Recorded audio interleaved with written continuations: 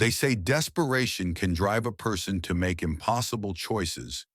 But what if that desperation collides with the cold calculations of a billionaire with everything to lose? This is not just a love story, it's a survival story, a psychological war, and a lesson in courage disguised as fiction. On a humid night in the heart of Miami, where the city's glittering skyline hides more secrets than it reveals, a woman named Julia Rossi walks alone through a dim hospital parking garage. She's not thinking about romance. She's thinking about bills, about how her mother skipped medication again to pay rent, about how her little sister's tuition is overdue, and mostly about how grief can leave scars deeper than a scalpel. Julia isn't your ordinary fictional heroine. She's a nurse, an ER nurse. That means sleepless nights, emotional trauma, and more heartbreak than any one person should carry. So when two men corner her in the shadows and deliver a message about her deceased father's gambling debts, a debt now transferred to her and her family, it feels like a nightmare. But this isn't a dream, it's her reality. Here's the twist. Just when the weight of the world is about to crush her, a sleek black sedan rolls up beside her like a shark in shallow water. The tinted window slides down, revealing a man with eyes like winter and a tone that could freeze boiling water. He doesn't introduce himself like some knight in shining armor. Instead, he offers a deal, $1 million in exchange for 1 year of her life. 1 year of pretending to be his wife. Let's pause here. On the surface, it sounds like a cliché fake marriage trope, right? But take a closer look. What would you do in Julia's shoes? Say no and risk your family being hunted down by loan sharks? Or say yes and give up your freedom, your autonomy, and your identity just to survive? The man in the car is Peter Blackwood, a name whispered in Miami's high-rise circles but rarely seen. A billionaire who's more ghost than man, known not for his philanthropy or charm, but for his absolute control and paranoia. He's not looking for a wife out of loneliness or love. He's looking for legal armor, a human shield against a brewing family war. Now think about this. In real life, we often romanticize wealth. We envy the rich, follow their social feeds, dream of trading places. But stories like this force us to confront a different truth. Money might buy security, but it can never buy peace of mind. Peter is rich, yes, but he's also isolated, hunted, and emotionally hollow. He needs Julia not for who she is, but for what she represents, an unknown variable that can disrupt the inheritance game within his viper's nest of a family. Julia says yes. The wedding happens within 24 hours. No flowers, no music, no vows filled with hope. Just signatures on paper, witnessed by stone-faced lawyers. Julia goes from nurse to billionaire's wife with nothing but a hastily chosen white dress and a silent scream caught in her throat. When she arrives at the Star Island mansion, a glass and marble fortress surrounded by water and bodyguards, it's like crossing into another dimension. This isn't a home. It's a cage made of gold. Peter lays out the rules with military precision. No outside contact, no questions, no wandering. It's the kind of existence that slowly erodes a person's sense of self. And yet Julia doesn't break. That's what's remarkable about her. Even in this artificial marriage, she retains her dignity. She reads, she writes, she studies her surroundings. She's not just surviving, she's observing. And Peter begins to notice. Not in a romantic way at first, but in the way a man notices that something in his well-ordered life is shifting like a crack forming in an ice wall. Have you ever had a moment where pretending led to something unexpectedly real? Please comment below and like this video if you believe the best love stories start with honesty. Subscribe our channel now for more powerful story-based videos every day. Now let's step back from fiction for a moment. There are real-world parallels here. Many people, especially women, find themselves in transactional relationships driven by circumstance, not love. Sometimes it's financial pressure, sometimes it's social expectation. In arranged marriages across cultures and green card unions, even in high society alliances made for business advantage, the line between love and strategy blurs. Julia's story might be dramatic, but it's rooted in a truth many live every day. Sometimes survival comes before emotion. As days pass, Julia learns to navigate the intricacies of Peter's world. She meets Victoria, his elegant, ruthless cousin, who sees Julia as a threat. Victoria's disdain isn't subtle. She pokes, preys, and pressures Julia, trying to expose her as a fraud. But Julia holds her ground using wit and restraint. It's a battle not of weapons, but of wills. What Peter doesn't know is that the storm is closer than he thinks. Victoria isn't just suspicious. She's dangerous. She's quietly replacing loyal staff, planning, watching. And when a tropical storm rolls into Miami, it's not the wind or rain Julia fears, it's what the darkness hides. That night, Julia wakes to the smell of smoke. Her instincts as a nurse kick in.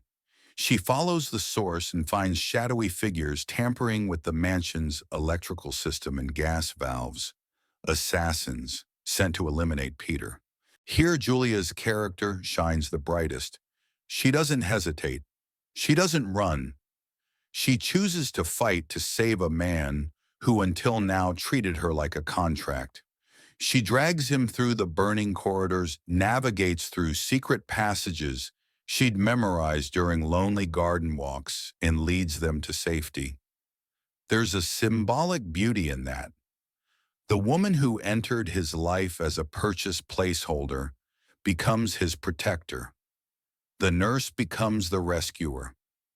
In the darkest moment, it's not Peter's money or power that saves him, it's Julia's courage and compassion.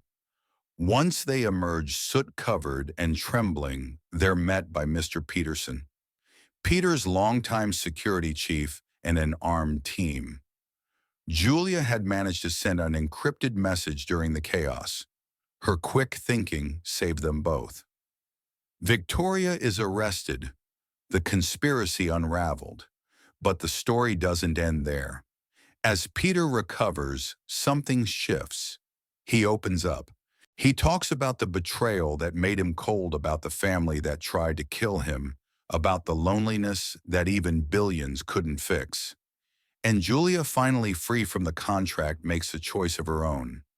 Not because of money, not because of guilt, but because she saw the man behind the mask.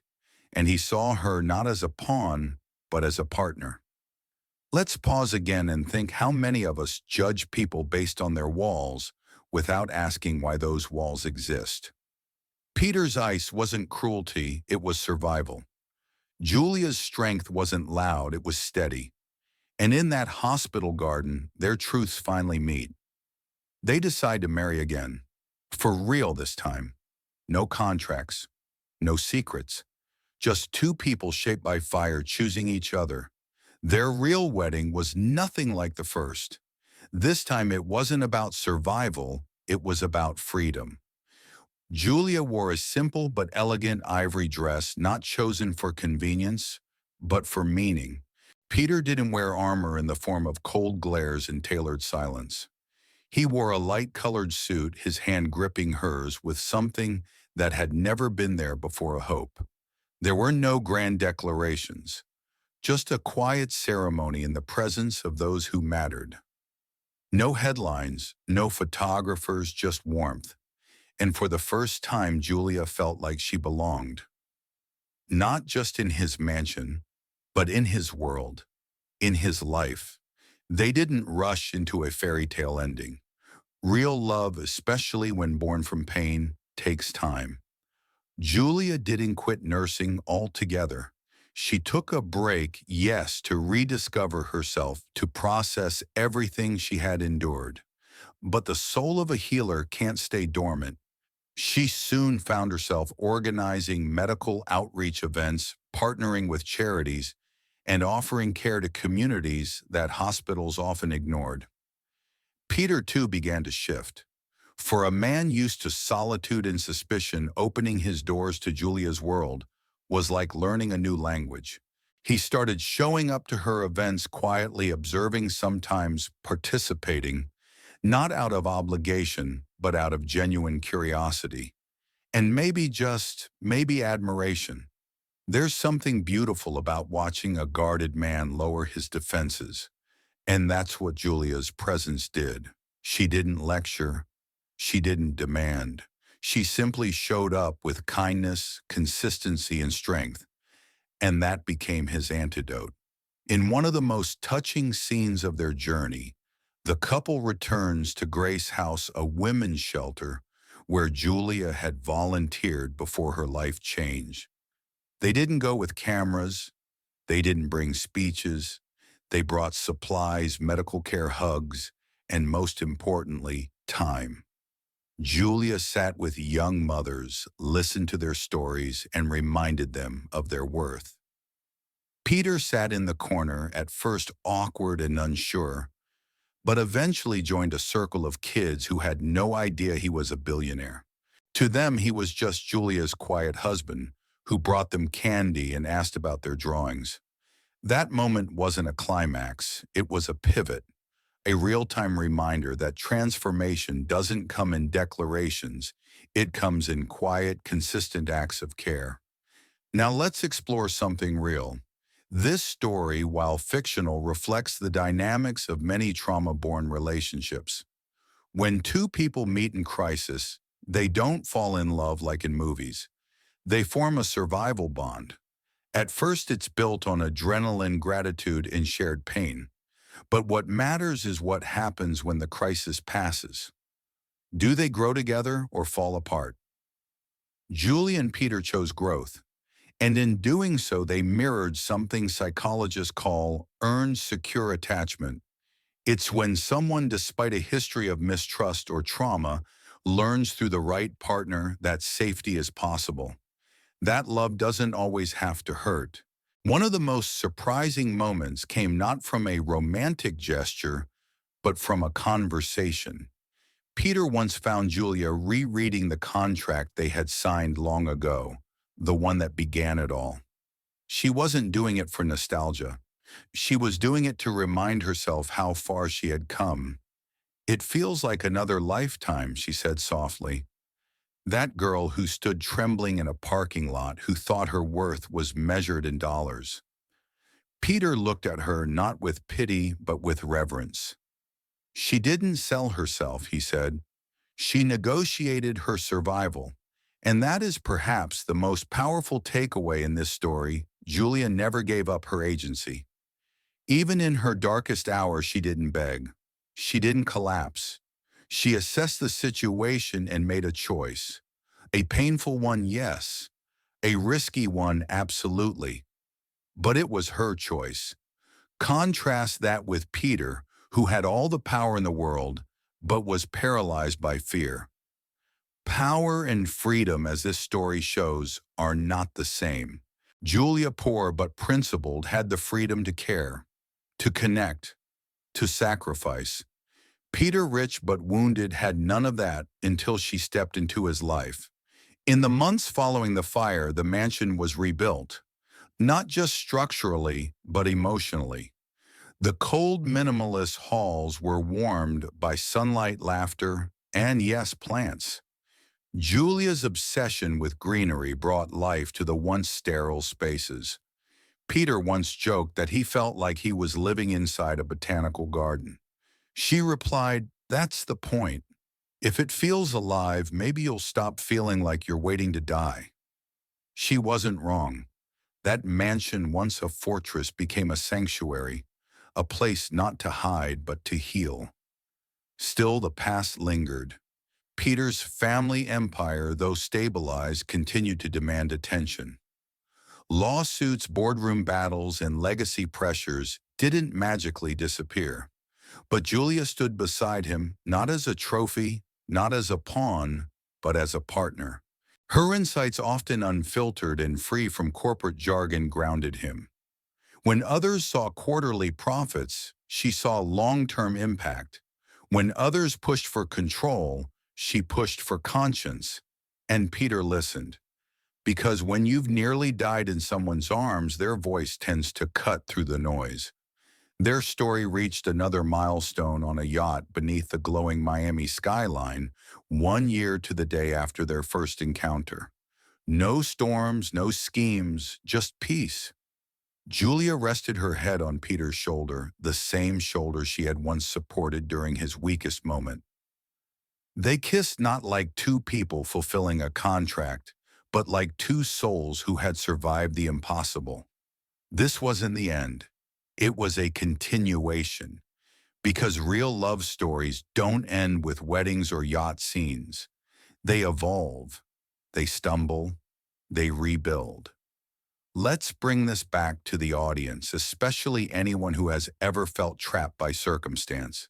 Maybe you've faced a decision where both options look like losses. Maybe you've taken a job, stayed in a relationship, or made a sacrifice that others judge. What Julia teaches us is that dignity isn't about the choice, it's about how you live within that choice. She didn't let the deal define her. She defined the deal. And Peter, he reminds us that pain doesn't make you unlovable. That trust, even when shattered, can be restored not overnight, but moment by moment, through honesty, humility, and presence. A few months after that quiet night on the yacht, Julia and Peter stood together at a community health fair she had organized downtown. It wasn't a high society gala or a lavish launch event, just a row of white tents, free screenings, and volunteers sweating under the Miami sun. Julia moved through the crowd with a clipboard, chatting with mothers, directing elderly patients to the right booth, handing out bottled water to children. Peter stood off to the side, watching her with an expression of quiet awe. He wasn't the man who once dictated rules from behind tinted windows anymore. He had become something else, not softer but deeper, like a mountain reshaped not by explosions, but by years of steady rain. Someone recognized him and asked if he was there for PR. He simply shook his head. "I'm here for her," he said. "I owe her everything." But if you asked Julia, she'd tell you a different story. She'd say that she didn't save him.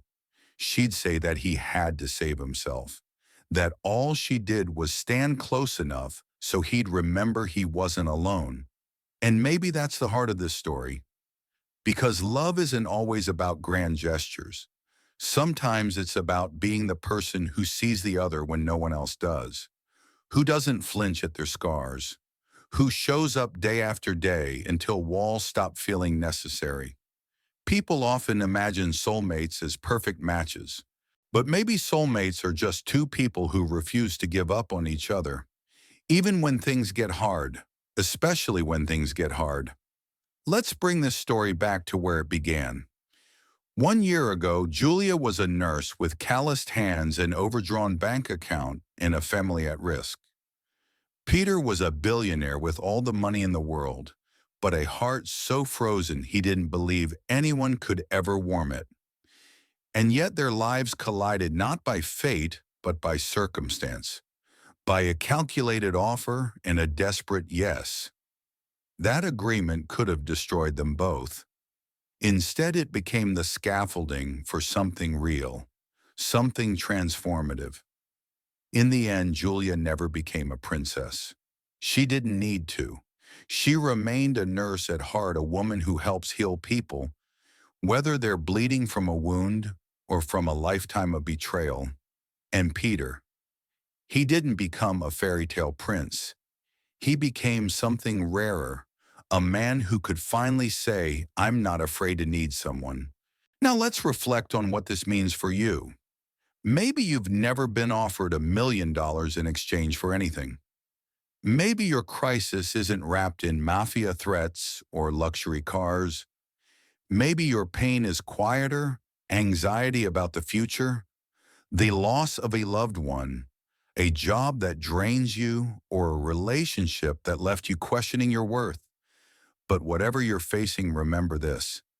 You still have choices. You still have power, even when it doesn't feel like it. Julia didn't choose her circumstances. She chose how to respond. She made one hard decision after another, not for glory or love, but for survival. And then when safety arrived, she didn't stop. She grew. She reached back. She built something better. You can too. Whether you're someone who gives too much or someone who trusts too little, there's healing available. There's redemption. But it starts with letting yourself be seen, with risking connection, with refusing to accept that the story ends where the pain begins. In a world full of performative love stories where Instagram filters replace vulnerability and fairy tales teach us to wait for rescue, Julie and Peter's story reminds us of something more honest, that love isn't found. It's forged in fire, in fear, in the quiet choices we make when no one's watching. So if you're watching this and you've ever doubted your value, remember Julia. If you've ever wondered whether people can change, remember Peter. And if you've ever believed that your past defines your future, remember both of them. Because sometimes the most unexpected love stories are the ones that start not with fireworks, but with a quiet act of survival. And end, not with a kiss in the rain, but with two people standing side by side building something new together. If this story moved you, take a moment to share it with someone who might need a reminder that hope is never out of reach and that even in your darkest moment, you may be standing at the beginning of something beautiful. Thanks for staying with us until the end. If this story moved you, made you think, consider sharing it with someone who might need it today. Subscribe our channel for more powerful stories about love, self-growth, and human connection, and turn on the bell so you don't miss the next emotional journey.